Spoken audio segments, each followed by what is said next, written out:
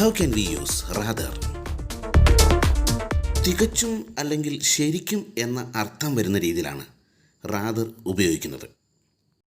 rather is used in unpleasant conditions, അതായത് അസുഖകരമായ ഒരു സാഹചര്യത്തിൽ, അതുപോലെ തന്നെ അൺഫേവറബിൾ ആയിട്ടുള്ള ഒരു സാഹചര്യത്തിൽ, പ്രതികൂല സാഹചര്യങ്ങളിൽ, അതുപോലെ തന്നെ നെഗറ്റീവ് സിറ്റുവേഷനുകളിലും rather ഉപയോഗിക്കാം. ഉദാഹരണങ്ങളിലൂടെ നമുക്കത് വ്യക്തമാക്കാം.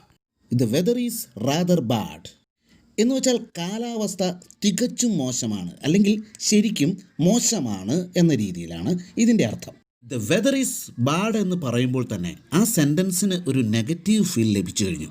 അതുകൊണ്ട് തന്നെ ഇവിടെ നമുക്ക് ധൈര്യമായിട്ട് പറയാം, the weather is rather bad. ചില ഉദാഹരണങ്ങൾ കൂടി നോക്കാം.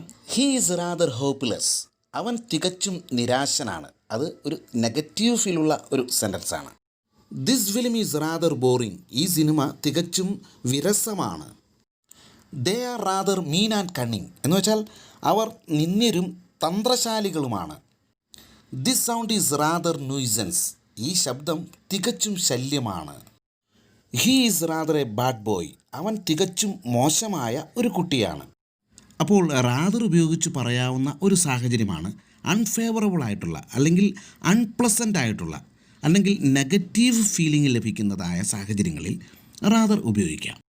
TW2, അതായത് അധികമായി അല്ലെങ്കിൽ ഏറെ അല്ലെങ്കിൽ ധാരാളമായി എന്ന രീതിയിൽ അർത്ഥം വരുന്ന രീതിയിലാണ് ടു നമ്മൾ ഉപയോഗിക്കുന്നത്. ഇത്തരം രീതിയിൽ ഒരു സെൻറ്റൻസ് ഉപയോഗിക്കുമ്പോൾ നമുക്ക് ആ സെൻറ്റൻസിൽ റാദർ ഉപയോഗിക്കാം. This book is rather too easy for him, അതായത് ഈ പുസ്തകം അദ്ദേഹത്തിന് വളരെ എളുപ്പമാണ്. ഇവിടെ ടു വന്നതുകൊണ്ട് തന്നെ നമുക്ക് റാദർ ഉപയോഗിക്കാം. അടുത്തത് his views are rather too bad, അദ്ദേഹത്തിൻ്റെ കാഴ്ചപ്പാടുകൾ വളരെ മോശമാണ്. He is rather too wise, അദ്ദേഹം വളരെ ബുദ്ധിമാനാണ്. Her interpretation of the music was rather too literal correct എന്ന് വെച്ചാൽ അവളുടെ സംഗീതത്തെക്കുറിച്ചുള്ള വ്യാഖ്യാനം അക്ഷരാർത്ഥത്തിൽ ശരിയായിരുന്നു. Her interpretations of the music was rather too literal correct.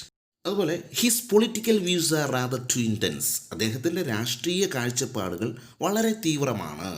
അപ്പോൾ ഇത്തരത്തിൽ ടു ഉപയോഗിച്ചുകൊണ്ട് ഒരു സെൻറ്റൻസ് നമ്മൾ ഉപയോഗിക്കുമ്പോൾ ആ ടുവിന് മുൻപായി നമുക്ക് റാദർ ഉപയോഗിക്കാം. അപ്പോൾ നമുക്ക് ആ സെൻറ്റൻസ് കുറച്ചുകൂടി പവറായിട്ട് നമുക്ക് ഉപയോഗിക്കാൻ കഴിയും. ഇനി നമുക്ക് പോസിറ്റീവ്, കമ്പാരിറ്റീവ്, സൂപ്പർലേറ്റീവ് തുടങ്ങിയവയെക്കുറിച്ച് നമുക്കറിയാം. അതായത് ബിഗ് എന്നത് പോസിറ്റീവാണ്, അതിൻ്റെ കമ്പാരിറ്റീവ് ബിഗ്ഗർ എന്നാണ്, അതിൻ്റെ സൂപ്പർലേറ്റീവ് ദ ബിഗ്ഗസ്റ്റ് എന്നാണ്. അതുപോലെ ബ്രൈറ്റർ, ബെറ്റർ തുടങ്ങിയവയെല്ലാം കമ്പാരിറ്റീവ് ആയിട്ട് വരുന്നവയാണ്. ഇതുപോലെ കമ്പാരിറ്റീവ് ചെയ്യുന്ന ഒരു സാഹചര്യത്തിൽ, താരതമ്യം ചെയ്യുന്ന ഒരു സാഹചര്യത്തിൽ നമുക്ക് റാദർ ഉപയോഗിക്കാം. അതും അല്ലെങ്കിൽ കമ്പാരിറ്റീവിലുള്ള ഒരു വേർഡ് സെൻറ്റൻസിലുണ്ട് എങ്കിൽ അവിടെ നമ്മൾ റാദർ ഉപയോഗിക്കണം. ടുഡേ ഈസ് റാദർ ബ്രൈറ്റർ, ഇന്ന് കൂടുതൽ തിളക്കമുള്ള ദിവസമാണ്, അതായത് ഇന്ന് നല്ല സൂര്യപ്രകാശമൊക്കെയുള്ള ദിവസമാണ് എന്ന അർത്ഥത്തിലാണ് ഇവിടെ പറഞ്ഞിരിക്കുന്നത്.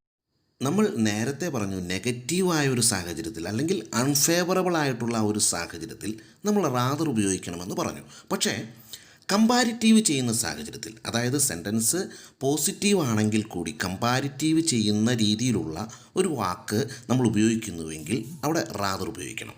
അതുകൊണ്ട് today is rather brighter, sentence പോസിറ്റീവാണ് പക്ഷേ നമ്മൾ ഉപയോഗിച്ചിരിക്കുന്നത് റാദറാണ്. He is rather faster than others, മറ്റുള്ളവരെക്കാൾ കൂടുതൽ വേഗതയുള്ളയാളാണ് അദ്ദേഹം. I feel rather better today, എനിക്ക് ഇന്ന് നന്നായി തോന്നുന്നു എന്ന് വെച്ചാൽ ഇന്നലത്തെ ദിവസവുമായി താരതമ്യം ചെയ്യുമ്പോൾ ഇന്ന് എനിക്ക് നല്ല ദിവസമായി തോന്നുന്നു. So I feel rather better today. His acting is rather better, അദ്ദേഹത്തിൻ്റെ അഭിനയം വളരെ മികച്ചതാണ്. അപ്പോൾ സെൻറ്റൻസ് നെഗറ്റീവ് ആകുന്ന സാഹചര്യത്തിൽ നമ്മൾ റാദർ ഉപയോഗിക്കുകയും എന്നാൽ സെൻറ്റൻസ് പോസിറ്റീവ് ആണെങ്കിൽ പോലും അത് കമ്പാരിറ്റീവ് ചെയ്യുകയാണെങ്കിൽ അവിടെ റാദർ ഉപയോഗിക്കണം. അപ്പോൾ വീഡിയോ ഇഷ്ടമായെങ്കിൽ ലൈക്ക് ചെയ്യുക, സബ്സ്ക്രൈബ് ചെയ്യുക, അടുത്തുള്ള ബെല്ലൈക്കൺ അമർത്തുക, കൂടാതെ സപ്പോർട്ട് ചെയ്യുക. വീണ്ടും ഒരു വീഡിയോയുമായി നമുക്ക് വീണ്ടും കണ്ടുമുട്ടാം.